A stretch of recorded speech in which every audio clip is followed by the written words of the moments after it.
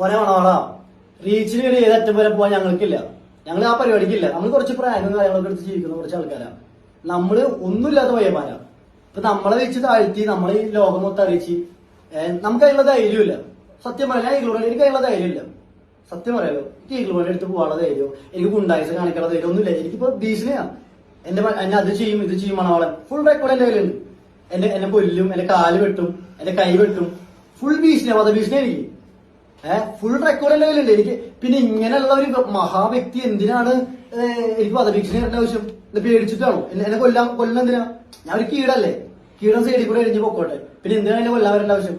ഞാൻ പറയാൻ തുടങ്ങി കഴിഞ്ഞാൽ ഇവന്റെ ആ സ്ട്രീമിംഗ് റൂമിലെ മൊത്തം കഥ ഞാൻ പറയേണ്ടി വരും. പക്ഷെ ഞാൻ പറയില്ല. കാരണം എന്ന് വെച്ച് കഴിഞ്ഞാൽ എനിക്കതിന്റെ ആവശ്യമില്ല. പിന്നെ ഞാനാണ് തമ്മിൽ എന്താ വ്യത്യാസം? ഇപ്പൊ എന്നെ വിറ്റ് കാശുണ്ടാക്കണല്ലോ, നന്ദിയുണ്ട്. എന്നെ വിറ്റ് കാശുണ്ടാക്കി എന്റെ ബേസ്മെന്റ് അപ്പൊ ഈഗിൾ കൊണ്ട് എടുത്ത് പൊന്നു മുത്തേ ഈ പരുന്ത് ചിറകുന്നെന്ന് പറഞ്ഞ് ചെന്നൈക്കല്ലേ തൊട്ടപ്പുറത്തൊരു വാണിരിക്കുന്നുണ്ട് കുറി കൊണ്ടിട്ട്. അവരോട് പറയാനുള്ളത് ചെന്നൈക്കല്ലേ പൊന്നുമോനെ, പുറത്തിറങ്ങാൻ നിനക്ക് സ്വന്തമായിട്ട് കാറുണ്ടാവും, എന്ത് കോപ്പുണ്ടാവും, ഇറങ്ങാൻ പറ്റാത്ത അവസ്ഥയായിരിക്കും. പെട്രോൾ അടിക്കാൻ പൈസ ഉണ്ടാവും, പോകം ഉണ്ടാവും. നോക്കി കളിച്ചില്ലെങ്കിൽ പണി കിട്ടും. ഞാൻ അനുഭവത്തിന്റെ വെളിച്ചെന്ന് പറയാ, പണി കിട്ടും. അത് ഗുണ്ടകളായിട്ട് തല്ലാതൊന്നും ആയിട്ടില്ല. കാരണം അണ്ണന്റെ ഫാൻസ് അങ്ങനെ, ഫാൻസ് പവർ അങ്ങനെ ഫുള്ള് പരുന്ത് കുറെ അണ്ണന്റെ റിയാക്ഷൻ കിട്ടാൻ വേണ്ടി ഇരിക്കുന്നുണ്ട്. അപ്പൊ എനിക്ക് എന്നോട് ഇത്രയേ പറയാനുള്ളൂ. നീ തെറ്റിച്ച് നീ എന്നോട് പറഞ്ഞു ഈഗിളിനെ കാണാൻ പോകണ്ടെന്ന്. ആദ്യം പറഞ്ഞു ഞാൻ ഈഗിളിന്റെ അടുത്ത് പോയി സോറി പറയാൻ വേണ്ടി പോകുന്നു.